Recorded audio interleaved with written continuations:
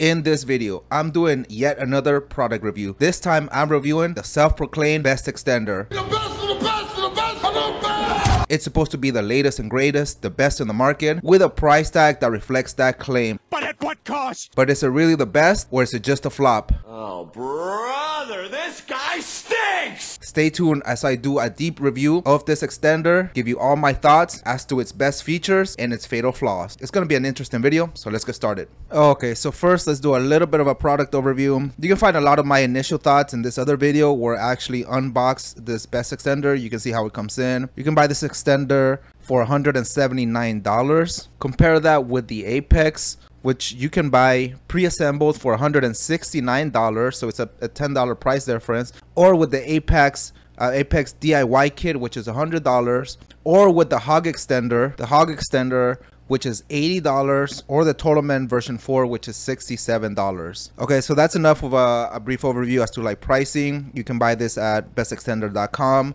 I'm not affiliated. They're not paying me for this, so I'm doing a completely unbiased review here. So I'll just go ahead and start it from the bottom up. Just kind of keep this as streamlined as I can. I do have a lot of thoughts, so strap in. Okay, so starting with the base, essentially this is what the base looks like. It has this opening here. As you can see here, like the base essentially is padded, like the bottom part is padded. You can see the split here, right, where they glue the two pieces together. The bottom part of the base with the top part of the base. The top part is like some sort of plastic. The bottom part is some rubbery material.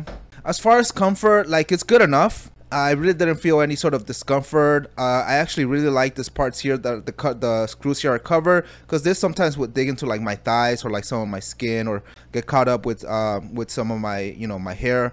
I have hairy legs, so that was a problem. As you can tell, also it's still like, this is one of the parts that I didn't like. Look, I'm not even like twisting it. It's just kind of like it stays in place, right? When you sort of like when sort of twist it a little bit, it kind of stays in that place. So I really don't like that. I'll go more into that in a minute.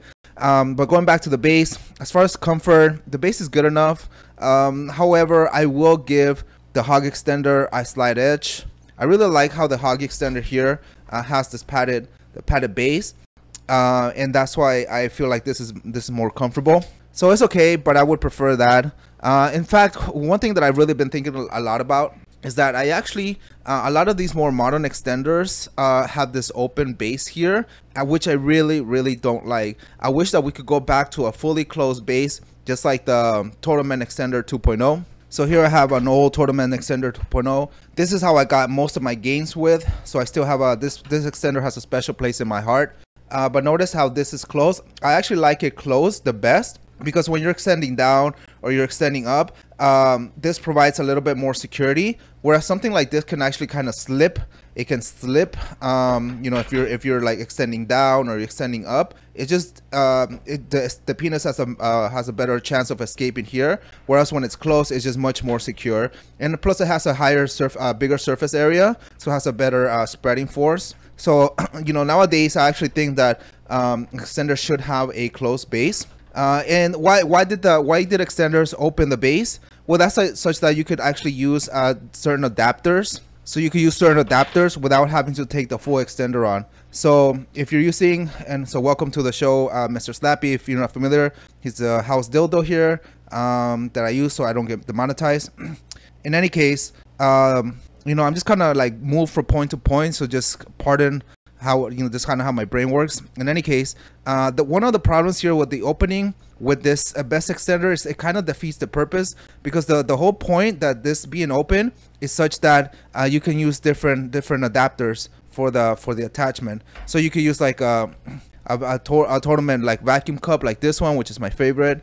You can also use like the LG hanger, which I really like, right? And the problem with the old 2.0, like Total Men 2.0 with the closed base, is that you typically couldn't put like the LG hanger through this, right? It just doesn't fit. Or if you're doing something like the compression extending, right, something like the male hanger here, you would have to take off, if you were to use like the Total Men 2.0, you would have to take off everything and then or essentially put this on while your penis is in the extender, like put something like this on, which is really cumbersome. Same if you want to use like an adapter like the LG hanger, you would put your penis inside first and then put it on, which would be super cumbersome. And that's the whole point of why people invented this open slot where they opened up the base here. But you know, but yeah, I really don't like it because it just makes the whole base stable. And this is the same complaint that I have with the hog extender and the apex extender. I really wish that there was an option to have a fully closed base. And one thing that I actually really do like about this base is that it's actually a little bit bigger. So if you compare like the base here, like I have my apex here, here like the diameter is actually a little bit bigger than the apex here. So one of the problems here is actually one of the problems that I really had with this one is because the base is too narrow. So the problem with this is if you have a girthy penis, basically you're gonna have problems putting it in through this open slot, right? So here Mr. Slappy here is like a little bit less than 6 inches in girth. I think it's 6 inches in girth, and he cannot put your penis here, right? Like it's really painful. And it's actually something that I personally have problems with, that I didn't really like, right? And I'm not saying like, oh, I have like a super crazy girthy penis, but if you've seen that video where I teach you the double taping technique, essentially what I like to do is I'll keep one of these girth bands on, which keeps the penis a little bit fluffy, has a bit of a chubby, and then I put it in, and that's how I extend. Because in my theory is that if the penis is more expanded, I can actually apply traction, and that traction is more effective. Now if you're a newbie, you absolutely should only apply traction while you're 100% erect, but for me, I'm more advanced and I like to have a chubby on while I extend. That's why I have this one girth band on. And so with that, it's like super problematic, and it's not because the girth band is in the way, like it's really just the skin of the penis, right, that gets in the way. You can see how problematic that is, right? Whereas with the apex, it's a little bit bigger, so it's a lot more comfortable. You can just put it in there, as you can see, right? However, one thing that I really like about the best extender is because of this open this wider opening in the base at the bottom, is like I don't even use this top anymore, because I can put directly the adapter, like the vacuum cup here, directly from the bottom, like feed it from the bottom like this, and it fits. And not only that, like this works great with my LG hanger, which I use a lot, right? So you can it fits perfectly, which is amazing. I love it. Like it's really cool. I like that. And I don't do compression hanging, so I just can't really tell you too much about it. But I wish like there was like an option where I would just like get rid of this whole opening and just buy it fully closed. Because if you're doing like the LG hanger, it fits. If you're using like the tournament cup, it fits. And so I think like this is a detriment now that the best extender really doesn't need to do this. But that's just my personal opinion. Like I don't like these openings at all in modern extenders. But going back to the base, so yeah, so the opening is too narrow. If you're a little bit girthy, this is too narrow and painful. But you can also feed the penis through the opening here. Another thing that I've seen people complain is this lettering here at the bottom that says best extender, and this little like where the two parts come in. I've heard people complain that it's uncomfortable, particularly like as far as the lettering goes. Like if you extend down, right, that this essentially can brand the bottom of your penis, right? I do not extend pointing down, but that's one thing like the apex extender has, that basically it has this ergonomic base here, right? So that when you extend down, when you're facing down, the penis just sits nicely and comfortably here. Whereas with the best extender, this can be quite uncomfortable. I don't do that, but I did hear a lot of people complain about it, and it makes sense just from the way that the base is constructed. So as you can tell, the apex extender has a more ergonomic base here. I've also heard people complain that this can be uncomfortable, this little part here. I didn't really experience any sort of part, this part where the two parts are glued together. I don't know how long this is gonna, like how durable this is. Seems fairly durable, but if I pry it, like if I pull it bad enough, it might come off, but obviously you're not gonna want to be doing that. As far as like the base, like the stability is quite nice. Like if I'm holding it here, it won't go down. Right. That was one of the fatal flaws of the hog extender. Like it actually stays in place, which is great. So I gotta really give it to this one. To be fair, the apex extender also holds its place really well. So this is nice. So like this holds its place really well, and you can still move it. It's a little bit like there's some resistance, but it's quite easy to still like change positions here. So that's great. So that's a lot just on the base alone. So let's keep going. Let's go back to here the knobs or whatever, the nuts that you use to add tension, to increase and decrease the tension. These are quite nice. I actually like these a lot. So they're not as nice as like the Apex ones, but these are fine. Like they work really well. I like them a lot. I actually like them better than the hog extender, to be perfectly honest. One thing that I complained about in my unboxing, I still don't like it, is that one side has kilograms and the other side has pounds. Okay, so next I want to focus on one of its key features, which is the built-in scale. The built-in scale is absolutely amazing.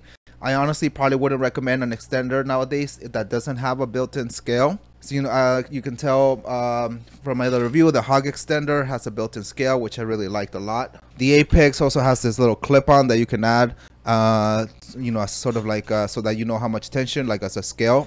And make sure you stay tuned for that review that's coming up soon. But yeah, so like the built-in scale is great. I like it. A few complaints that I have about it, which I mentioned in my unboxing. One is that I wish that it had pounds on one side and kilograms on the same side. As it is now, you get only pounds, right? You get pounds and pounds here, and then on the other side you get kilograms and kilograms here. So what I wish is that there was a way that that you could have each on both sides. That would be great. As it is now, it's just, I just don't like it because like it's visually not the same. So when I'm like applying tension, right, like the numbers really like are not the same. So the lines are supposed to line up, right, which is great. That's good and all. But it would be amazing if like the numbers, if I could just have like, hey, I don't want to use kilograms, I just want to use pounds on both sides. That would be great. Now I want to do a little bit of a test, just like I did with the hog extender. Let's test just how accurate the scale is. Right, so let's test a few lines here. Let's test the 8.6 pounds. This is pretty close. And then let's test the 11 pounds. So it's pretty close. As you can tell, it kind of fluctuates a little bit. That's because I don't have a constant strength there. As you can tell, basically, you want to make sure that the line is buried and not visible. And that's when you're at that right tension. But for all intents and purposes, pretty accurate. Just kind of a caveat that you need to just make sure you bury the white line, and then you'll be at the desired weight. So there you go. Seems fairly accurate. Just make sure that you bury those white lines. So yeah, that's great. Just visually, I wish just that they had the pounds and kilograms on both sides. That would be amazing. Next, I want to talk about the hook. So the hook, as you can tell, it's kind of deep. That's what she said. But compare this to something like the hog extender, right? Like the hook is a lot more shallow. It's actually one thing that I didn't like about the best extender here is that it's too deep. And the problem with this is that and I know I complained about the hog because it was like too shallow, but I feel like something like the Apex actually has the perfect one. It's like that, that porridge that's just the right temperature, but this is like just the right depth. And so some problems that I came across why this is because of the depth of this hook. Basically, one of the annoying things that I found was when I was using like the Total Man compression plate, which I reviewed before. Make sure you check out that video. It doesn't quite easily fit. Like when you have this on in the penis, right? Like you're putting it on like straight, it doesn't quite fit, right? Like this. You gotta angle it, which is really annoying when you actually have it on your penis and you're trying to apply the extender. It's not a big deal when you don't have it on, right? But when you actually have it on, it's quite annoying having to, especially when you actually have tension. And so with one hand you're holding down the tension so that you can release it, and with the other one you're trying to take it off. Like it's really annoying. And again, this is not the problem with something like the Apex, right? It just fits perfectly right in, right? There's no angling, nothing like that. So that's one problem that I had. And if you're doing things like interval, so you basically have to take off the cup frequently, right? This you have to like basically push down a lot more, use a lot more of your arm strength to be able to take this off essentially when you're applying tension. It gets more and more difficult the more tension that you're applying essentially. And so again, like I think this is problematic. Like this is another one of its flaws. It's essentially the depth of the hook. It should be more in line with like something like the Apex to be more useful. If you're using something like the LG hanger, you just got to make sure like if you have the chamber down, like you can't really, it's really again problematic. you should have the chamber up anyway, and so it's a lot easier. Just kind of have like a caveat, just something to watch out for. But in any case, just the whole fact that you have to push in a lot more just to take off the cup because of the depth of the hook, it's problematic, and I think something that should be fixed moving forward to be more in line with something like the Apex. Now, as far as like the bundle, this little bundle Rob, like this is amazing. I have no complaints. This is probably the best that I've seen, even better than the hog extender. The fact that it snaps back into place is amazing. I really love it. So no complaints there.